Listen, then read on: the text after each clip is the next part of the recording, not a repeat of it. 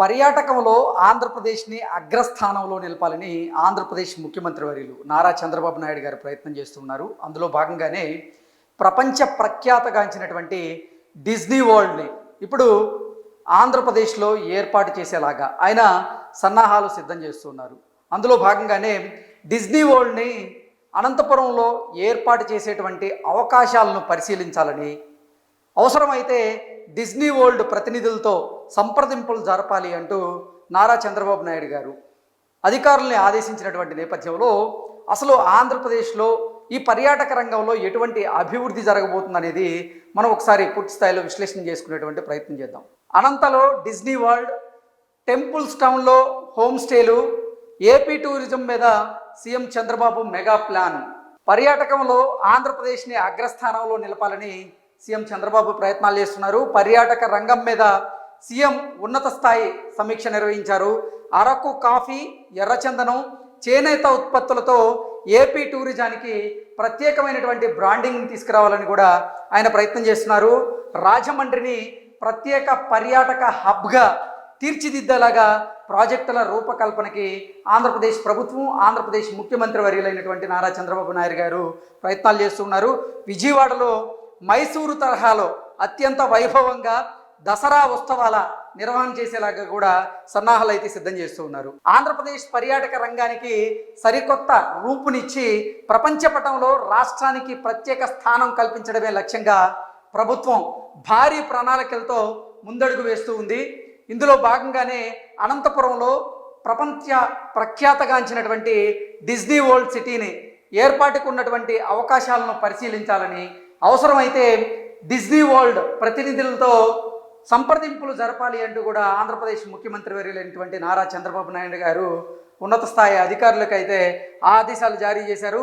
రాష్ట్ర పర్యాటక రంగాన్ని ఉన్నత స్థానానికి తీసుకువెళ్లేందుకు రూపొందించాల్సినటువంటి కార్యాచరణ మీద బుధవారం సచివాలయంలో ఆయన ఉన్నత స్థాయి సమీక్ష నిర్వహించారు. పర్యాటకులను ఆకర్షించేందుకు కేవలం కొత్త ప్రాజెక్టుల నిర్మాణం మాత్రమే కాకుండా వారికి మెరుగైనటువంటి వసతి సౌకర్యాలు కల్పించడం మీద కూడా ఆయన దృష్టి సారించాలంటూ కూడా స్పష్టం చేయడం జరిగింది.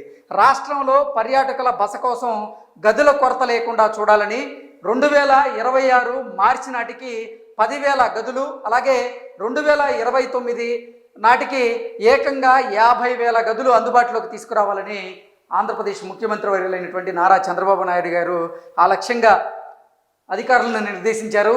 ఈ లక్ష్య సాధన కోసం రాష్ట్రంలోని 175 నియోజకవర్గాల్లో ఉన్నటువంటి పర్యాటక ప్రాజెక్టుల నిర్మాణానికి అనువైనటువంటి స్థలాలను వెంటనే గుర్తించాలి అంటూ కూడా చంద్రబాబు నాయుడు గారు అధికారులను అయితే ఆదేశించడం జరిగింది, సూచించడం జరిగింది. ముఖ్యంగా తిరుపతి సహా ఇతర ప్రసిద్ధ ఆలయ నగరాల్లో హోమ్ స్టే విధానాన్ని పెద్ద ఎత్తున ప్రోత్సహించాలంటూ కూడా నారా చంద్రబాబు నాయుడు గారు అధికారులకు తెలిపారు.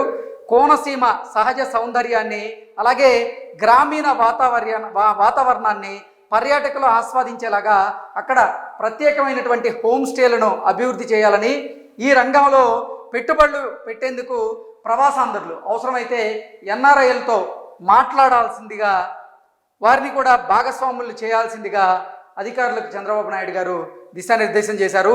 ఈ హోమ్ స్టేలు తప్పనిసరిగా అంతర్జాతీయ ప్రమాణాలకు అనుగుణంగా ఉండాల్సిందిగా ఆయన స్పష్టం చేశారు. సో పర్యాటక రంగంలో ఆంధ్రప్రదేశ్ రాష్ట్రాన్ని అగ్రస్థానంలో నిలబెట్టాలి అంటే అంతర్జాతీయ స్థాయిలో గుర్తింపు కలిగేలాగా హోటల్ స్టేలను ఏర్పాటు చేయాలంటే కూడా చంద్రబాబు నాయుడు గారు అధికారులకైతే సూచించారు.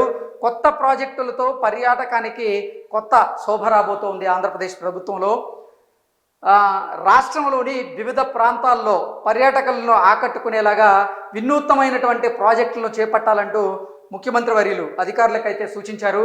ఉండవల్లి గుహల వద్ద light and sound show, Undavalli గుహలు ఏదైతే ఉన్నాయో ఆ పర్యాటక ప్రాంతంలో లైట్ అండ్ సౌండ్ షోని ఏర్పాటు చేయాలని, చింతపల్లి ఎకో టూరిజం ప్రాజెక్ట్ని, అలాగే కుప్పంలో ఏనుగుల సఫారీని, విశాఖపట్నంలో డాల్ఫిన్ షోని ఏర్పాటు చేయాలంటూ కూడా అధికారులకైతే చంద్రబాబు గారు ఆదేశాలు జారీ చేశారు. సో పర్యాటక ప్రాంతాల్లో అక్కడ ప్రత్యేకమైనటువంటి ఆకర్షణగా నిలిచేలాగా కొన్ని అభివృద్ధి కార్యక్రమాలను చేపట్టాలని, అందులో భాగంగానే ఉండవల్లి గుహల వద్ద లైట్ అండ్ సౌండ్ షో అక్కడ ఏర్పాటు చేయాలని, చింతపల్లిలో ఎకో టూరిజం ప్రాజెక్ట్ని డెవలప్ చేయాలని, కుప్పంలో ఏనుగుల సఫారీని అభివృద్ధి చేయాలని, నెక్స్ట్ విశాఖపట్నంలో డాల్ఫిన్ షో వంటివి ఏర్పాటు చేయాలంటూ కూడా చంద్రబాబు నాయుడు గారు అయితే అధికారులకి ఆదేశాలు జారీ చేశారు. ఇక గండికోట, తైడ, అరకు, సూర్యలంక, లంబసింగి వంటి ప్రాంతాల్లో టెంట్ సిటీలను వేగంగా ఏర్పాటు చేయాలంటూ కూడా చంద్రబాబు నాయుడు గారు అధికారులకైతే సూచనలు చేశారు. చారిత్రక కొండపల్లి ఖిల్లా వంటి కట్టడాలను ప్రైవేటు సంస్థలు దత్తత తీసుకునేలాగా ప్రోత్సహించాల్సిందిగా అధికారులను అయితే చంద్రబాబు నాయుడు గారు ఆదేశాలు జారీ చేశారు. ఇక రాజమండ్రిని ఒక ప్రత్యేకమైనటువంటి పర్యాటక హబ్గా తీర్చిదిద్దేందుకు ప్రణాళికలు సిద్ధం చేయాలని, చారిత్రక హావ్లాక్ బ్రిడ్జిని పర్యాటక కేంద్రంగా మలిచేటువంటి అఖండ గోదావరి ప్రాజెక్టును త్వరగా అందుబాటులోకి తీసుకురావాలంటూ కూడా ఆయన అధికారులకు సూచించారు. స్వదేశ్ దర్శన్, ప్రసాద్ వంటి పథకాల కింద చేపట్టినటువంటి బొర్రా గుహలు, సింహాచలం, అన్నవరం అభివృద్ధి పనులను వేగవంతం చేయాలి అంటూ కూడా ఆంధ్రప్రదేశ్ ముఖ్యమంత్రి వర్యులు నారా చంద్రబాబు నాయుడు గారు అధికారులకు అయితే సూచించారు. స్థానిక ఉత్పత్తులతో బ్రాండింగ్, వైభవంగా ఉత్సవాలు. ఆంధ్రప్రదేశ్ పర్యాటకానికి ప్రపంచ గుర్తింపు తీసుకురావడానికి స్థానిక ఉత్పత్తులను బ్రాండింగ్కి వినియోగించుకోవాలి అంటూ సీఎం చంద్రబాబు గారు సూచించారు. ప్రపంచ ప్రసిద్ధిగాంచినటువంటి అరకు కాఫీ, అరుదైనటువంటి ఎర్రచందనం బొమ్మలు, ఫర్నిచర్, మన సాంప్రదాయ కూచిపూడి నృత్యం, అలాగే మంగళగిరి, ధర్మవరం, వెంకటగిరి చేనేత వస్త్రాలను పర్యాటక కేంద్రాల్లో ప్రదర్శించడం ద్వారా రాష్ట్ర ప్రత్యేకతను చాటుకోవాలి అంటూ కూడా చంద్రబాబు గారు అధికారులకు ఆదేశాలు జారీ చేశారు. ఇక ఈవెంట్లు జరిగేటువంటి నగరాల్లో పరిశుభ్రతకు అధిక ప్రాధాన్యత ఇవ్వాలని, పర్యాటకుల భద్రత విషయంలో ఏమాత్రం రాజీ పడొద్దంటూ కూడా ఆయన హెచ్చరించడం జరిగింది. ఈ సమీక్షలో మంత్రి కందుల దుర్గేష్ వర్చువల్గా పాల్గొనగా పర్యాటక శాఖ ఉన్నతాధికారులు ఈ సమావేశానికి హాజరయ్యారు. అనంతరం రాష్ట్రపతి భవన్లో ప్రదర్శన కోసం ఎంపిక చేసినటువంటి 6 పురాతన తెలుగు తాళపత్ర గ్రంథాలను ముఖ్యమంత్రి గారు పరిశీలించడం జరిగింది. సో ఓవరాల్గా చూసుకున్నట్లయితే పర్యాటక రంగంలో ఆంధ్రప్రదేశ్ని అగ్రస్థానంలో నిలబెట్టేటువంటి ప్రయత్నం అయితే నారా చంద్రబాబు నాయుడు గారు చేస్తూ ఉన్నారు. అందులో భాగంగానే ప్రపంచ ప్రఖ్యాతిగాంచినటువంటి ఈ డిజ్నీ వరల్డ్ సిటీని అనంతపురంలో ఏర్పాటు చేసేలాగా ఆయన సన్నాహాలు చేయడం, దానికోసం అక్కడ అనుకూలతలను పరిశీలించాలంటూ అధికారులకు ఆదేశాలు జారీ చేయడం, దాంతోపాటుగా డిజ్నీ వరల్డ్ ప్రతినిధులతో అవసరమైతే మాట్లాడండి, వారిని సంప్రదించండి అంటూ కూడా చంద్రబాబు గారు అధికారులకు ఆదేశాలు జారీ చేసినటువంటి నేపథ్యంలో ఇది గనక త్వరితగతిన గనక కార్యరూపం దాలిస్తే ఖచ్చితంగా ఆంధ్రప్రదేశ్కి, అందులోనూ అనంతకి డిజ్నీ వరల్డ్ సిటీ వచ్చేటువంటి అవకాశాలు ఉన్నాయి అంటూ కూడా కొంతమంది రాజకీయ విశ్లేషకులు అయితే వారిదైన శైలిలో విశ్లేషణలు అందజేస్తూ ఉన్నారు. Thank you so much.